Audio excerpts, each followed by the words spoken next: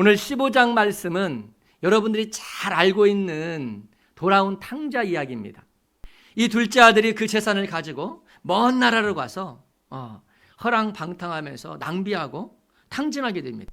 그때 이 둘째 아들이 결단한 것이 있었습니다. 그것은 바로 아버지께로 돌아가자. 자신의 궁핍을 해결하기 위해서, 결핍을 해결하기 위해서 생각한 것이 뭐냐면 아버지였다는 것입니다. 자신의 결핍과 궁핍을 해결하기 위해서 아버지께로 돌아간 것은 잘한 결단입니다. 사랑하는 성도 여러분, 궁핍함이 있거든 영적인 여러분의 아버지 앞에 돌아가기를 결단하시기를 주 여러분 축원합니다.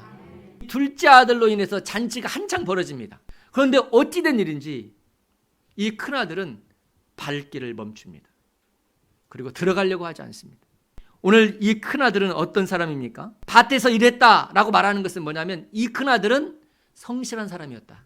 내가 아버지를 여러 해 섬겼다고 했습니다. 그러니까 어떤 사람이에요?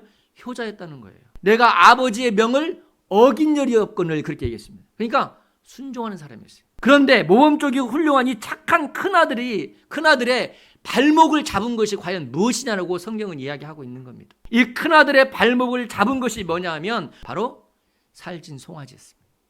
그 사람의 관심은 그 사람의 행동을 결정합니다. 여러분의 관심은 어디에 있습니까? 여러분의 관심이 하나님의 마음과 사람에 있기를 주 여러분 축원합니다. 성경은 집 나간 둘째 아들이 살아 돌아온 것이 얼마나 기뻤는지에 대해서 오늘 22절, 23절에 이렇게 표현합니다. 우리가 먹고 즐기자. 이런 아버지의 마음을 헤아리지 못하고 오직 자신의 섭섭함을만을 생각하고 있는 큰아들이 얼마나 야속하겠습니까?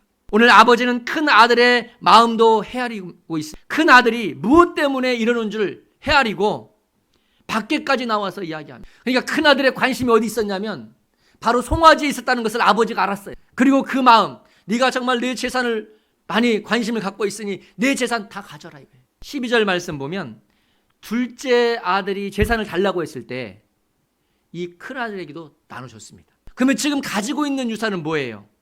아버지의 노년을 사는 마지막 그 재산인 겁니다. 그런데 이 아버지는 이 재산을 다 포기합니다. 오늘 이 탕자의 이야기는 우리 아버지 되시는 하나님의 마음에 대한 이야기입니다. 우리는 끊임없이 자기 자신만을 생각하고 내 욕심만을 생각하지만 우리 하나님 아버지는 항상 저와 여러분들을 생각하는 것을 믿으시기 바랍니다. 그래서 우리를 위해서, 우리의 생명을 위해서 독생자 예수 그리스도를 우리에게 보내주신 것입니다. 하나님께서 여러분들이 한 생명을 구원하는 일에 함께 한다면 하나님께서 이 모든 것들을 주시고도 남을 줄 믿습니다.